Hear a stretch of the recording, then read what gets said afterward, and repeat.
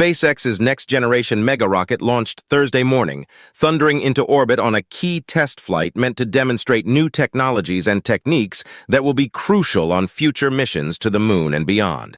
The flight, held on the 22nd anniversary of SpaceX's founding, was the rocket's third and most ambitious such test, according to the company. The event was closely watched because the nearly 400-foot-tall booster, known as Starship, is expected to play an important part in NASA's return to the moon program.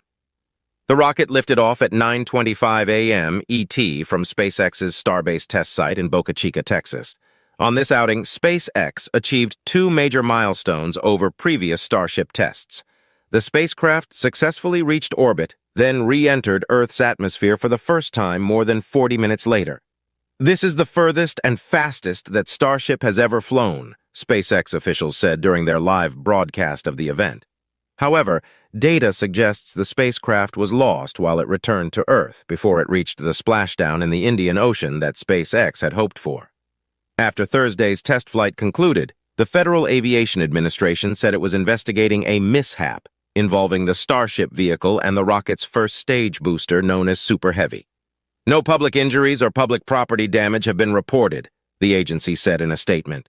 The FAA is overseeing the SpaceX-led mishap investigation to ensure the company complies with its FAA-approved mishap investigation plan and other regulatory requirements.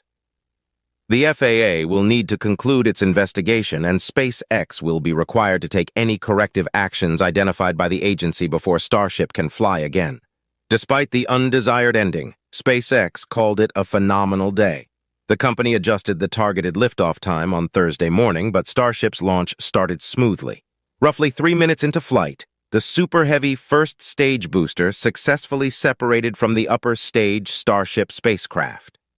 However, Super Heavy did not accomplish a final burn as it fell back to Earth, causing it to splash down hard in the Gulf of Mexico, SpaceX said during its webcast. SpaceX had also hoped to demonstrate several other processes and capabilities during the flight, including opening and closing the vehicle's payload door and transferring propellant between two of Starship's tanks in orbit. The company said it will need to analyze post-flight data to determine if those objectives were completed. SpaceX also intended to fire one of Starship's Raptor engines while in space, but it ultimately opted to skip that portion. Many of the techniques attempted during Starship's third flight would help SpaceX carry out future missions to deploy satellites, as well as set the stage for moon missions as part of NASA's Artemis program. The company also said many of the objectives would help develop Starship into a fully reusable system.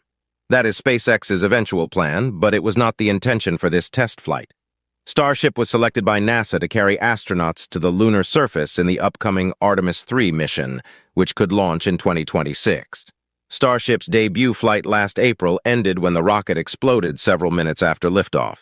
A second Starship launch in November achieved several milestones, including separation of the first stage booster and upper stage spacecraft, but the company lost contact with the vehicle shortly after.